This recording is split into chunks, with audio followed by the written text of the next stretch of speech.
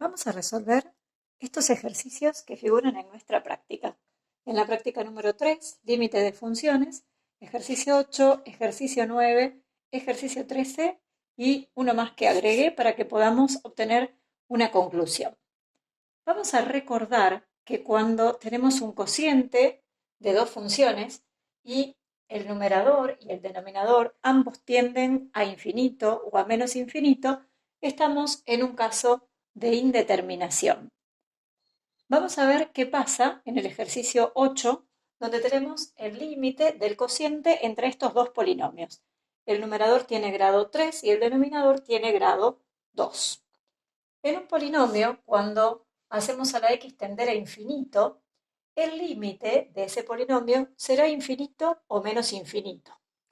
Lo mismo sucede arriba que abajo, con lo cual estamos en un caso de indeterminación del tipo infinito sobre infinito.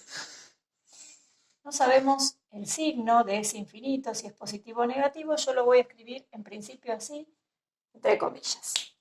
¿Cuál es la técnica que vamos a usar para tratar de romper esa indeterminación? Lo que vamos a hacer es extraer como un factor a la x con la potencia más alta que tengamos tanto arriba como abajo. Lo que vamos a hacer es, en este caso, como el 3 es el exponente más alto, vamos a sacar de factor común x al cubo y entonces a cada uno de los términos del polinomio los vamos a dividir por x al cubo.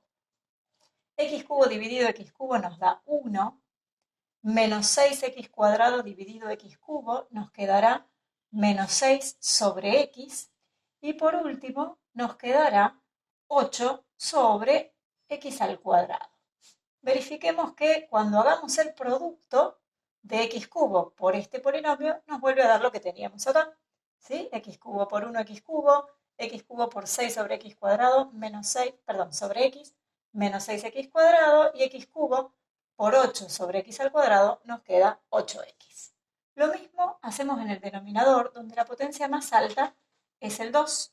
Extraemos x cuadrado, entonces nos quedará 1 menos 4 sobre x, porque a este 4x lo vamos a dividir por x al cuadrado, y por último a este 3 lo dividimos por x al cuadrado y nos quedará x cuadrado en el denominador.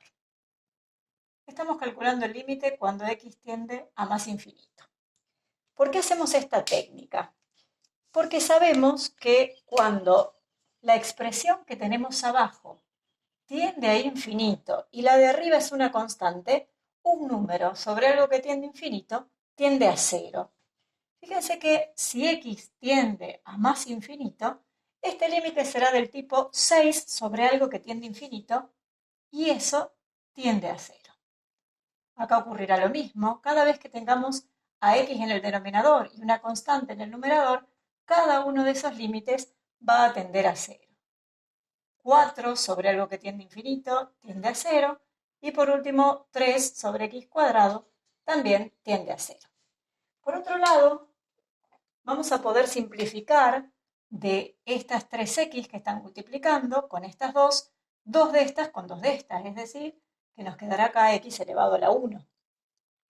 Entonces, ¿a qué tiende todo este factor cuando x tiende a infinito? Todo ese factor va a tender a 1. Esta x, cuando x tiende a más infinito, tenderá a más infinito, y el factor de abajo tenderá a 1, ¿sí? Por lo tanto, esto tenderá a más infinito dividido algo que tiende a 1, ese límite nos dará más infinito.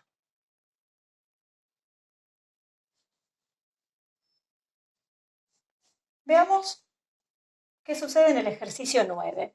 Fíjense que el cociente es exactamente el mismo, pero ahora x tiende a menos infinito. Entonces, vamos a hacer la misma factorización que tenemos acá, que en realidad en este caso no haría falta hacerla, pero lo que vamos a estudiar ahora es qué sucede cuando x tiende a menos infinito en lugar de más infinito. El procedimiento es exactamente el mismo que tenemos acá. Entonces, este límite nos dará igual que el límite de x por 1 menos 6 sobre x más 8 sobre x al cuadrado sobre 1 menos 4 sobre x más 3 sobre x al cuadrado, cuando x tiende a menos infinito. Nuevamente, cada uno de estos términos tienden a 0, con lo cual el denominador tiende a 1, este factor tiende a 1, pero arriba, esta x que nos quedó va a tender a menos infinito. Entonces, ese límite nos dará menos infinito. Fíjense que estamos haciendo regla de los signos. Esto tiende a 1 positivo, esto tiende a 1 positivo, y como esto es menos infinito por algo que tiende a un número positivo nos dará menos infinito. Vayamos ahora a este próximo ejemplo, donde arriba tenemos x más 2 y abajo tenemos x cuadrado menos 3x más 1. Cuando x tiende a infinito, el numerador va a tender a infinito y el denominador también. Entonces volvemos a estar en el caso indeterminado del tipo infinito sobre infinito. Infinito sobre algo que tiende a infinito, que lo llamamos indeterminado. Usamos la misma técnica. Ahora, como arriba tenemos x elevado a la 1, que es el mayor exponente, eso es lo que sacamos como factor común. Nos quedará 1 más 2 sobre x, ¿sí? Para que cuando multipliquemos nos vuelva a dar lo que teníamos. Y en el denominador, fíjense que la potencia más alta es el 2. Sacamos x cuadrado y nos quedará 1 menos 3 sobre x más 1 sobre x al cuadrado, cuando x tiende a más infinito. Volvemos a hacer el mismo análisis. Cada vez que tengamos algo que tiende a infinito en el denominador, como en este caso la x, sabemos que eso tiende a 0, esto tiende a 0 y esto tiende a 0.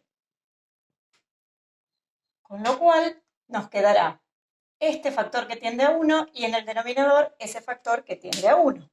Por otro lado, cancelamos las x, una de estas con una de estas dos, y entonces nos quedará acá abajo esta x que tiende a más infinito. Fíjense que lo de arriba, todo lo que nos quedó arriba, tiende a 1. Y lo de abajo tiende a infinito por 1, porque esto es 1 menos 0, y por lo tanto el denominador tiende a infinito. ¿Qué pasa cuando el de arriba tiende a un número y el de abajo tiende a infinito? Hemos estudiado ese límite y vimos que ese límite nos da 0. Vamos al último ejemplo. Lo mismo, un cociente entre dos polinomios.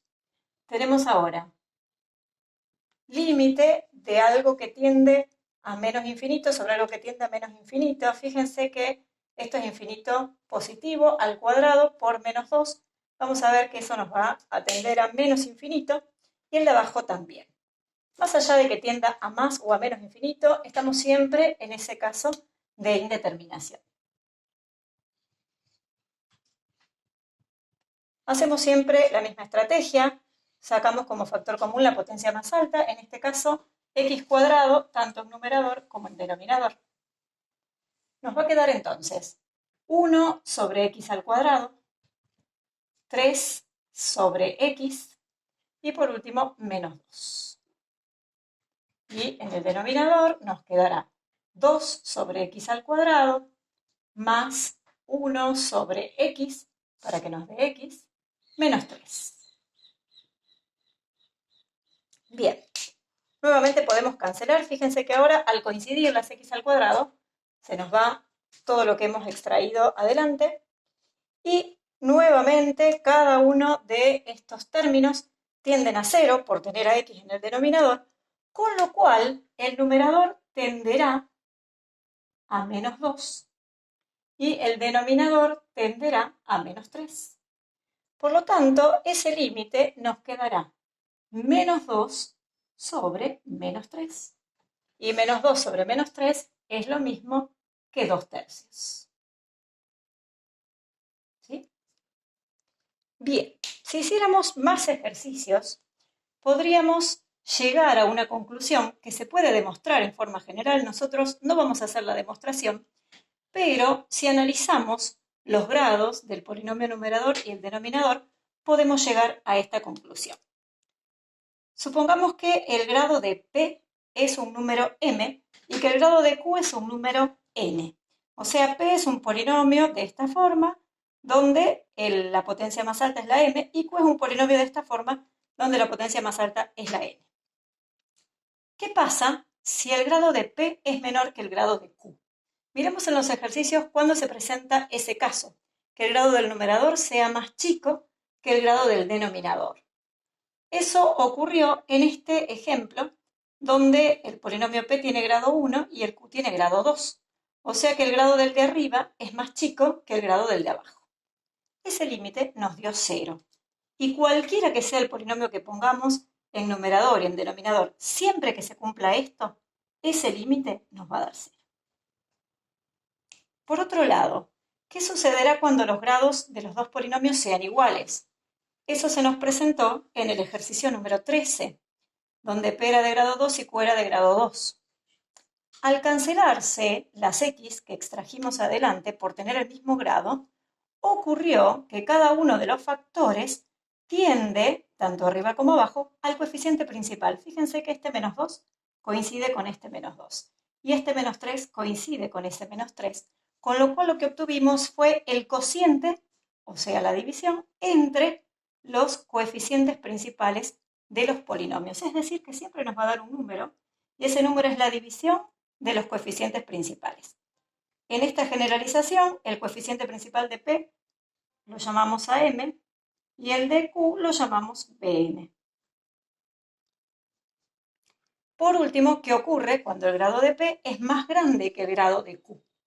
Y eso se nos presentó en los ejercicios 8 y 9, donde, por ejemplo, P tenía grado 3 y Q tenía grado 2. En este caso nos dio más infinito, y fíjense que acá era la misma división, pero X tendía a menos infinito y nos dio menos infinito. Bueno, se puede generalizar y llegar a la conclusión de que esto nos dará más o menos infinito dependiendo de a qué tiende la X y dependiendo también de las relaciones que haya entre los coeficientes principales. Cuando resolvimos el ejercicio, este signo lo obtuvimos haciendo regla de los signos.